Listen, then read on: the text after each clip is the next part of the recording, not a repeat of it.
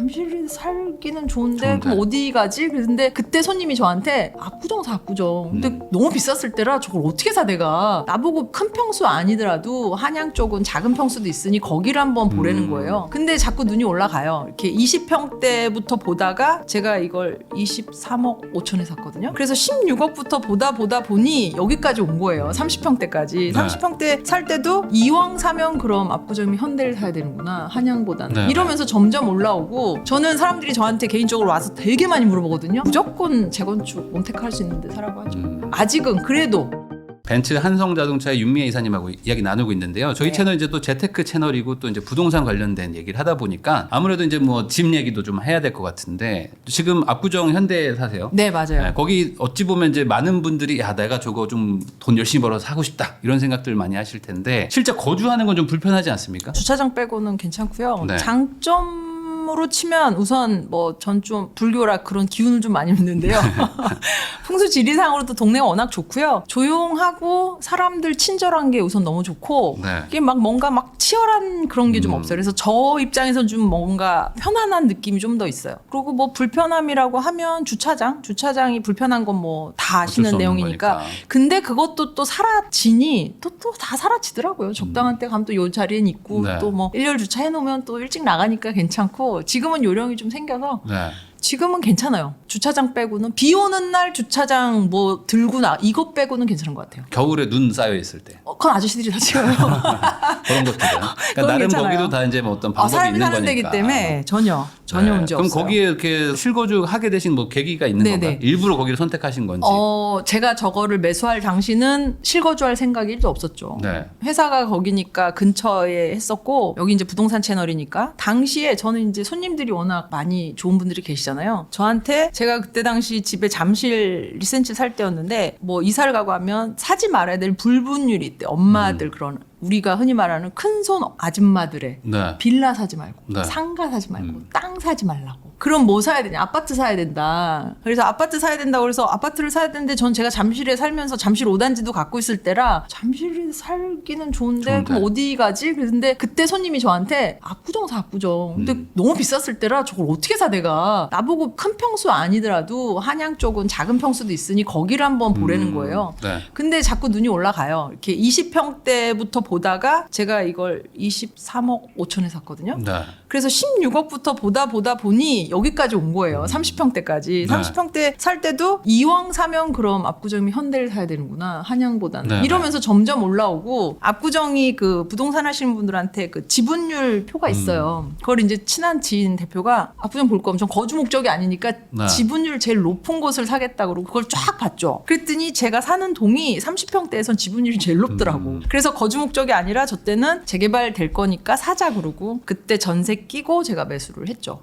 근데 언제나 부동산 얘기하면 그렇지만 내가 살 때가 제일 비싸요. 네. 제일 꼭지라고 하잖아요. 네. 근데 그걸 결정해서 하는 건 이제 내 몫인 거고 제가도 말씀드렸지만 얼마나 많이 알아봤겠어요. 그때 당시 다들 비싸다고 그걸 네. 왜 사냐고 막 그치만 저의 의지대로 샀죠. 지금 뭐 너무 올랐고 그러면서 더 부동산 특히 아파트는 비싸고 좋은 걸 사야 또 그만큼 오르는구나를 너무나 잘 알고 있죠. 그래서 잘 산 것 같아요. 그러면은 그냥 갑자기 생각난 질문인데 네. 궁금합니다. 그냥 반포에 대해서 어떻게 생각하세요? 반포. 제가 아침에 오면서 오기 전에 친한 지인하고 통화하는데 그분이 뭐 반포 4차 갖고 있다고 그러시더라고요. 지금 아주 핫한. 무조건 증여를 받으라고 제가 부모님이 갖고 있는데 내가 언니 무조건 증여받아야 돼. 지금 증여해야 증여세 그 건대 거기 팔고 네. 이거 하고 해야 증여 무조건 받아야 되고 지금 60억 가잖아요. 그래서 지금 압구정에 있는 사람들도 거기가 이렇게 60억이 되면서 이게 지표가 돼버렸어요. 그전에 아리팍을 보다가 이게 60억이 되면 여긴 더 할 거다라는 지표가 있거든요. 반포 4차도 마찬가지라 맨 마지막에 지는 건 더 올라갈 거 아니에요. 무조건 사야죠. 저는 사람들이 저한테 개인적으로 와서 되게 많이 물어보거든요. 아파트 어디 사요, 이사님? 뭐 회사에서도 무조건 재건축 몬테크 할 수 있는데 사라고 하죠. 아직은 그래도 네. 서울에서는 뭐 잠호 있고 음마 네. 있고 뭐 압구정 당연히 살 수 있는데 반포 당연히 남아 있으니까 사는 거 강추죠. 그러니까 지금 무조건. 말씀하시는 거는 이제 뭐 시기의 문제지 무조건 될 수 있는 무조건 자리. 무조건 네. 누가 봐도 아는 거. 네. 근데 다들 저걸 들어가서 몸 태클을 해야 되고 뭐 한데 하세요. 제발 하세요. 그래서 막 새 아파트 들어가는 친구들 보면 좀 안타까워요. 네. 아니 그거 이미 오를 대로 오른 걸 뭐하러 들어가. 그러니까 요즘 젊은 분들이 오래된 아파트 싫고 경기 웬만한 좋은 아파트 30평형 전세 사는 거가 너무 그냥 일반화돼 있는 그렇죠. 거야. 그럼 진짜 서울 들어오기 힘들잖아요. 네. 그래서 저는 쓰러져 가고 해도 다 고쳐서 들어오고 거기가 시간 지나면서 이게 어떤 시세 차익을 볼 수 있는 데면 이왕 시작하는 건 몸테크 하라고 시작을 하죠. 그래서 그것도 부부가 이게 의견이 많이 맞아요. 맞아야죠. 예. 그래서 저는 다행히 제가 뭐 다 하지만 친구들 막 얘기를 해주면 와이프가 싫어해요. 뭐 집에 있는 살림하는 사람이 싫어할 수 있잖아요. 네. 그래서 그것도 어떤 설득과 대화가 돼야 되지 싶어. 부부가 맞아야 돼. 네. 아파트 사는 걸 옮기는 건. 그러면 지금 이제 뭐 압구정, 뭐 반포 이건 사실 뭐 너무 먼 얘기일 수도 맞아요. 있으니까 이게 그냥 오신 게 아니잖아요. 네, 그동안 맞아요. 이제 부동산 투자를 또 하시면서 뭐 자산을 또 불려 오셨을 텐데, 네. 뭐 아까 몸테크 얘기도 하셨지만, 네. 한번 젊을 때 돈 모아가지고 이제 부동산 할 때 또 고생 좀 많이 하셨겠어요. 많이 했죠. 결혼하면서부터 집을 사기 시작을 했고요. 신정 7동인가 벽산 네. 아파트인데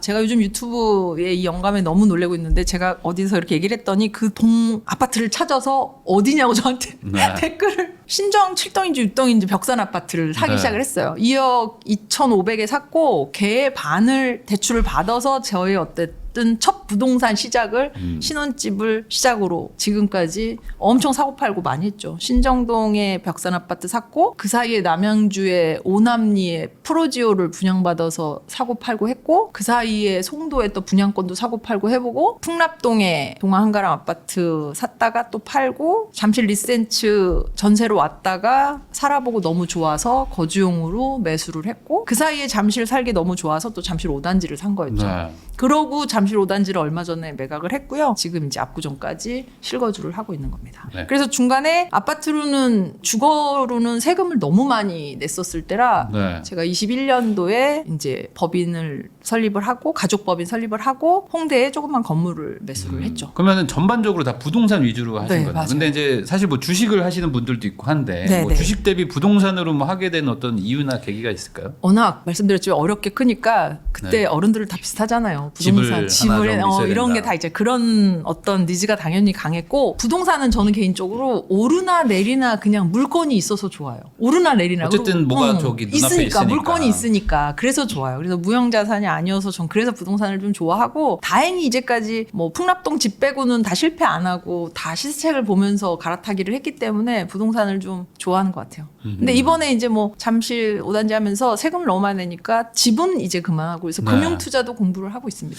이제는 사실 뭐 다주택이나 뭐 이제 세금 같은 거를 고려했을 땐 참 힘들어진 상황이긴 너무 많이 하죠. 내니까. 그러다 보니까 이제 앞으로는 좀 다를 수 있다. 그러니까 과거에는 뭐 부동산이 좀 좋았지만 네. 이제 뭐 인구도 감소하고 뭐 앞으로 좀 부동산의 좀 메리트가 좀 떨어지지 않냐 이런 얘기들도 좀 많은데 어떻게 생각하세요? 이 부동산 저의 쪽? 개인적인 생각이에요. 저는 3구 빼고는 다 빠질 것 같아요. 개인적인 저의 그냥 순수한 아줌마의 생각. 네네. 예, 일하는 아줌마의 생각 그냥 촉이고 3구 빼고는 다 빠지지 않겠냐라는 예, 네. 이게 빈익빈 부익부가 점점 심해져서 양극화 현상이 더 되지 않을까 싶어요. 아. 개인적인 생각이에요. 그러면 또 이제 그 실제로 이제 벤츠 그 세일즈를 하시니까 또 여쭤보겠습니다. 고객분들이 확실히 좀 강남 이쪽을 훨씬 더 선호하시고 그죠. 저는 이제 손님들하고 부동산 얘기를 진짜 많이 하거든요. 네. 제일 재밌어 하시잖아요. 너무 재밌어하고 네. 저한테도 그것 때문에 와서 상담하시는 손님도 계시니까 많아요, 네. 많아요. 뭐 법인 제가 막 사업자 개설해드린 분도 계시고 네. 부동산 얘기를 거의 8화를 해요, 8화를. 뭐 현대 저희 그 지금 사는데도 손님이 한 4-5분 계시거든요. 그 디자인 선정할 때도 윤희사 몇 번 찍어야 돼? 뭐 이러고 물어보시죠. 그럼 제가 사장님 4번 찍으셔야 네. 됩니다. 그러고 이제 그렇게 해서 하는데 부동산 얘기 많이 하고 제가 손님들 오면 딱 이렇게 뭐 이렇게 얘기하다 보면 부동산에 해안이 있는 분들이 많아요. 네. 많이 여쭤보죠, 저는. 저도 어떤 투자자 입장에서. 그래서 그분들의 영향을 하나하나 받고 결정은 제가 하는 거니까 많이 영향을 받고 그분들도 같은 생각을 하시는 것 같아요. 그럼 강남 3구가 다른 구 대비 뭐 차이가 뭐라고 생각하세요? 우선은 저는 아주 그냥 워킹맘에 네. 아주 그냥 직관적 이렇게 전문가분들이 아니어서 아니, 수치로가 아니라 그냥 사실 이게 감이에요. 심리가 제일 중요합니다. 네. 심리가. 감이에요. 네. 그래서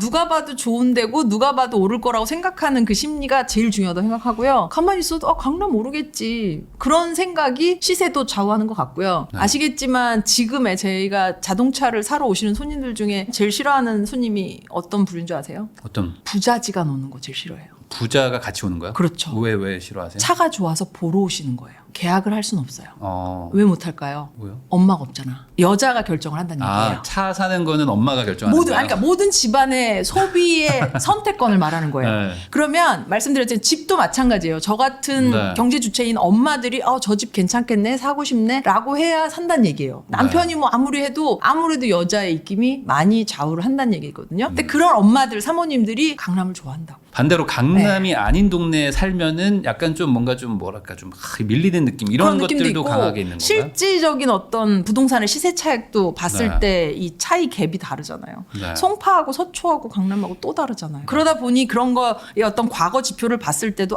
그래서 강남 하는구나라고 하는 것 같아요. 그럼 결국에 궁극적인 목적은 강남 3구 안쪽에 뭔가 집을 갖는다는 거를 이제 생각하고 이제 가야 된다. 그렇죠. 저는 그렇게 생각하죠. 근데 뭐 다 상황이 다르고 그렇죠. 케바케니까 그건 그분들 상황에 맞춰서 하나씩 상급지로 올라오시는 거 추천을 드리죠. 아니면 이런 분들은 없나요? 좀 약간 저 차를 사거나 하시는 분들 중에 이제 뭐 자산가 분들도 많을 텐데 네. 이제는 좀 이거는 좀 너무 가격이 좀 높다. 그러니까 네. 좀 정리를 하면서 뭐 또 금융자산이나 이런 자산 배분 차원에서 다른 거를 생각하시는 건물 분들은 사시죠, 없나요? 건물 쪽. 네, 정말로 제가 잠옷 갖고 있을 때 저 같은 손님이 정말 많았어요. 아파트 서울에 2개 있어. 하나는 실거주를 해. 하나 팔면 20억 이상은 나와. 그럼 이 돈 갖고 아파트를 저걸 팔아야 돼? 팔아서 뭘 해야 돼? 한참 꼬빌 유행이었잖아요. 네. 꼬빌을 사야 돼? 이런 거에 대한 니즈가 너무너무 강했어요. 다주택자 여전히 지금도 있나요? 많고요. 다주택자들이 세금을 너무 많이 내다 보니까 얘를 팔아서 뭘 해야지라는 그런 고객들이 정말 많았어요. 저랑 비슷한. 네, 그래서 뭐 저도 그 일환이니까 뭔가를 팔아서 부동산 자산으로 뭘 하는 거로 더 가지 이걸 금융자산으로. 금융자산은 원래 하던 분들이 쭉 하시더라고요. 네. 부동산을 하다가 금융자산으로 가는 경우는 잘 못 봤어요. 차라리 현금 들고 있거나 이러지. 네, 그렇죠. 네. 그렇게 가시더라고. 네, 현금 그 진짜 기조가 많아요. 끊기기는 쉽지 않다 쉽지 않아요. 아직은. 현금 정말 많아요.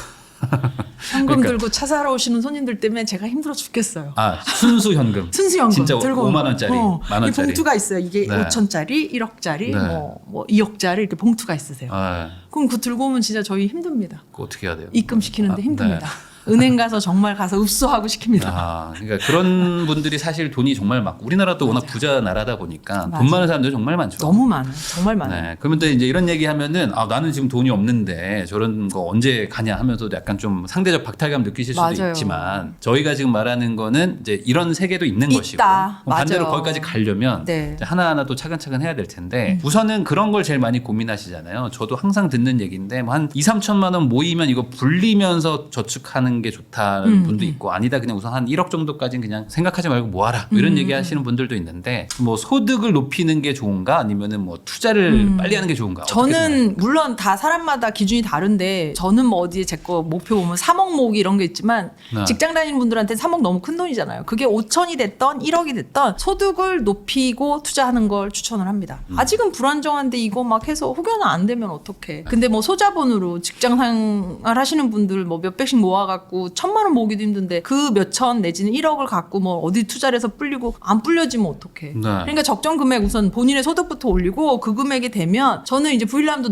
제가 너무 감명 있게 봤다고 말씀드렸잖아요. 이런 요즘에 좋은 채널들이 너무 많더라고요. 소자본으로 할 수 있는 것들 너무 많잖아요. 그러니까 본인한테 맞는 소득을 올려서 적정 금액을 모으시면 그 돈 갖고 이런 식의 유용한 채널들의 정보를 좀 습득해서 활용을 하셔라 말씀을 드리고 싶어요. 모토는 소득을 높이는 겁니다. 근데 이제 소득 높이는 게 사실 네. 쉽지가 않고 맞아요. 그리고 이제 보통은 이제 안정된 어떤 정규직에 또 이제 연봉을 좋아하시다 보니까 이 열심히 해도 네. 이게 늘어나는 안 게 되죠. 뭐 5% 10%도 안 되잖아요. 그렇게 되면 쓰는 걸 줄여야 돼요. 네. 쓰는 걸 줄이셔야 되는데 지금 우리 대표님은 OTT TV 몇 개 보세요? 저요? 네. 저도 한 두세 개 있는 것 같은데. 그러니까 네. 전 네. 하나 있거든요. 하나 있는데 그것도 프리미엄 멤버로 해서 되게 만 얼마를 주고 봤었어요. 네. 근데 어느 날 내가 이걸 왜 이러고 있나 했더니 5,900원짜리로 바꿨거든요. 네. 광고 중간중간 보고. 그런데 이렇게 한번 되짚어 보시면 내가 줄일 수 있는 비용이 뭘까 생각해 보시면 되게 많아요. 우선 OTT부터 줄이고 광고 좀 보면서 하세요. 광고 봐도 뭐. 네, 봐도 되잖아요. 그래서 그거 보고 제가 뭐 예를 들었지만 해외 나간다고 생각해 보면 라운지에 가잖아요. 사람이 정말 많거든요. 근데 라운지를 가려면 그 무료로 쓸 수 있는 카드가 네. 프리미엄 카드로 되게 연회비가 비싼 카드예요. 네. 저는 저희 신랑 좋은 회사 뭐 연봉도 센지만 저희 신랑 없어요.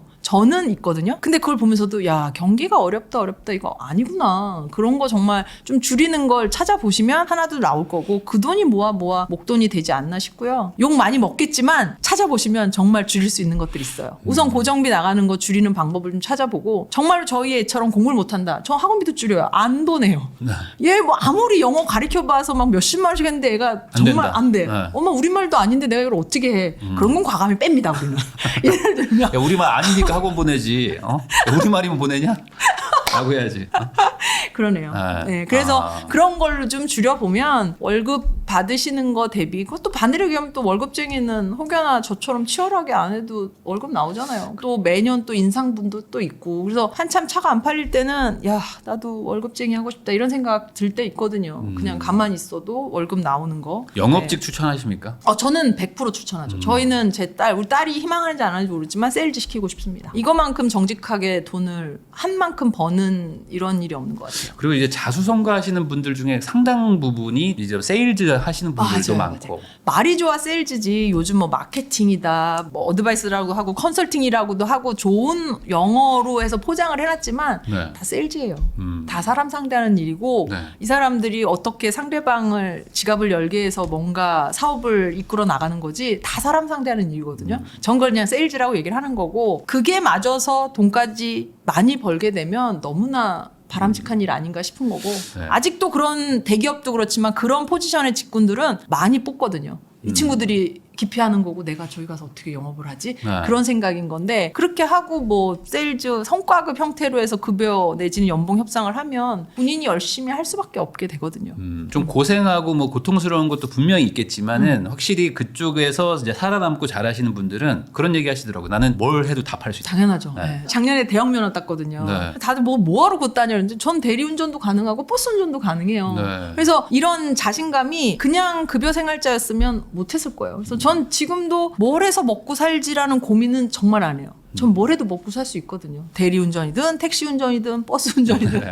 길도 많이 알아서. 그래서 그런 자신감이 세일즈를 하니까 생기는 거예요. 뭘 해도 저는 자신 있어요. 네. 먹고 살 걱정은 안 해본다. 이게 맞아요. 영업의 어떤 장점일 수도 있다. 최고 장점이고 손님들한테도 많이 말씀드리고 이렇게 사업하시는 분들을 봐도 영업 출신들이 사업도 잘하세요. 맞아요. 근데 네. 뭐 우리가 말하는 R&D 쪽, 개발 쪽, 뭐 총무 쪽, 뭐 영업 쪽 그래서 저는 꼭 이렇게 여쭤봐요. 사장님 그전에는 뭐 하셨어요? 이렇게 물어보면 거진 99% 영업 출신들이 사업을 잘하세요. 네. 그게 그만큼 사람 상대하는 일이 많이 중요하고 포인트다라고 말씀드리고 싶어요. 네. 그러면은 이제 지금까지 뭐 쭉 열심히 하셨다고 말을 하셨지만 그래도 네. 중간중간 뭔가 좀 막 힘들다 약간 좀 쉬고 싶다 이런 번아웃 일들도 오죠. 있으시 않으셨어요? 아직까진 번아웃 안 온 것 같고요. 네. 그래서 엊그저께도 강의하면서 누군가 그렇게 물어보셨는데 아직은 저는 번아웃 안 온 것 같아요. 번아웃인지 모르고 넘어갔던 거 아닌가요? 그냥 그럴 수도 누르고 간 거 있죠. 아니냐? 그럴 수도 있는데 신랑이 그러는데 와이프는 아직 안 온 것 같아. 근데 아직 안 올 것 같고 다행히 이게 루틴한 일을 맨날 하는 게 아니라 맨날 다른 사람을 만나잖아요. 네. 그리고 우선은 그 사람에 대한 호기심이 높고 제가 이제 대표님 만나서도 마찬가지지만 이런 게 우선 좋아하라 하는 사람이라 올지 안 올지 모르겠지만 안 왔으면 좋겠어요. 그 MBTI에서 그 네. I형도 영업할 수 있을까요? 당연하죠. 그 그래요? 얘기 하고 싶었어요. 저희가 업에서도 보면 쟤 너무 잘하는데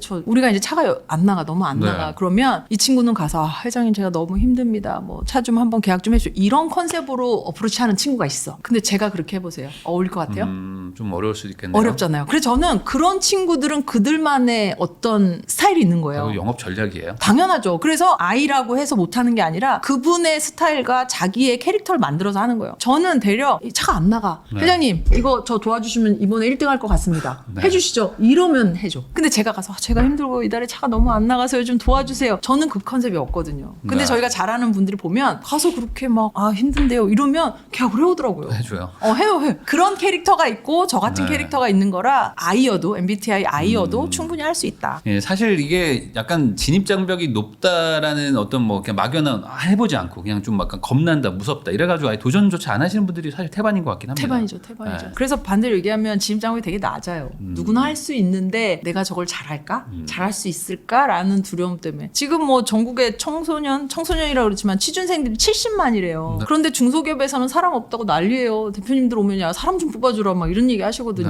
네. 그런데 사람이 없대요. 저보고 야 뭐 좀 팔아봐라 막 이런 얘기 많이 하시는데 영업선이 없는 거야. 근데 그 70만 친구들이 나와서 해주면 얼마나 좋겠어요. 네. 그리고 다 대기업만 응시하고 취업 준비를 하는 친구들이 대부분일 텐데 저는 그런 회사에 들어가서 정말 발로 뛰어보고 세상 돌아가는 것도 이치도 좀 알고 그러면서 뭐 자기 개발하고 점프업해서 또 스카웃돼서 가고 성장할 수 있는 여지가 충분히 있거든요. 그냥 연봉제만 너무 보지 그러지 말고 말아라. 이제 예. 인센티브 뭐 이런 뭐 기본급 없는 그렇죠, 그렇죠. 영업도 이것도 한번 해볼 충분히 만하다. 해볼 만하다. 특히 젊을 할 수 때. 있다. 젊을 때. 여기서 살아남으면은 되게 인생이 바뀔 수 있다. 네, 정말로 금수저 아니고 안정적인 뭔가 소득이 되고 뭘 해도 할 수 있다라는 자존감만 얻어도 최고인 것 네. 같으니까. 사실 젊을 때 소득을 높일 수만 있으면 이걸로 이제 안정적으로 투자만 잘 가도 그럼요, 인생이 진짜 그럼요. 확 바뀌긴 하는데 그럼요. 금수저가 아니면. 그 젊을 때 소득 높이는 게 참 어렵다고 너무 생각하는 힘들죠. 거죠. 맞아요. 어찌 보면 유일한 길은 아닌가 싶기도 합니다. 맞아요. 어떤- 이거밖에 없어요. 네, 영업 원래 말고. 영업 말고는 없어요. 그러니까 지금 자본도 정말, 없고 아무것도 없는데. 집에서 정말 이렇게 밀어주는 금수저 집 아니고는 이거 말고는 없어요. 저는 그렇게 생각을 해서 그래도 사람이 하는 거라 할만해요. 할만하고 좋은 선배 만나고 하면 또 잘하는 아. 사람 또 계속 벤치마킹하고 하면 할만합니다. 영업 저는 강추죠. 완전. 그러면은 지금 뭐 2030 세대 분들도 많이 보시고 이런 분들 아까 말씀하신 것처럼 지금 취업도 잘 안 되고 하다 보니까 정말 또 공무원 준비하시고 그러니까 더 안정적인 걸로 가려고 하시는 분들도 많은데 뭔가 부자는 되고 싶은데 리스크는 조금 피하고 싶은 이런 성향이신 분들도 많이 보시거든요. 어떤 조언을 좀 해줘야 될까요? 그냥 가만히 있으면 아무 일도 일어나지 않아요. 그래서 저는 요즘 제가 유튜브에 빠져 있지만 어디 되게 좋은 대학 나오고 좋은 대기업 다니시는 분이 뭐 페인트도 칠하고 몸으로 일을 하는 분이 계시더라고 젊은 분. 그렇게 뭔가 아무것도 안 하면 그냥 집에서 맨날 누워만 있는 거야. 네. 그래서 저는 사지멀쩡한데 왜 누워 있어? 왜 네. 맨날 인터넷만 하고 있어? 좀 나와 보면 예를 들면 나 같은 사람도 있고 우리 대표님 같은 사람도 있고 세상에 정말 되게 액티비티하게 열심히 사는 사람들이 진짜 많잖아요. 안에만 있으면 아무 일도 일어나지 않는다. 제발 좀 뭔가 두드리고 나왔으면 좋겠다. 해보면 다 길이 있다라고 네. 말해주고 싶어요. 그러니까 뭔가 내가 이제 좁은 거에 그 시야에 갇혀 있지 말고 뭐 다양하게 많이 해봐라. 뭐든 뭐라도. 해봐라. 그리고 젊으니까 막 안 돼도 힘들든 그리고 고생하든. 반대로 해도 혹여나 사기를 당하고 실패를 해도 우리가 말한 것처럼 금액이 크거나 네. 뭔가 수습하기 어려운 그런 사고는 안 치실 거란 말이에요. 대부분이. 네, 네. 그런 것도 하나하나 경험이니까 그 다음에 그 사고를 안 칠 거라서 저는 해보시라고 꼭 얘기해 싶어요. 결국에 무언가를 해야 그게 바뀐다. 뭐든 일어난다. 네. 되든 안 되든. 가만히 있으면 네. 아무것도 안 된다. 맞아요. 그런 얘기해 주신 것 같습니다. 맞습니다.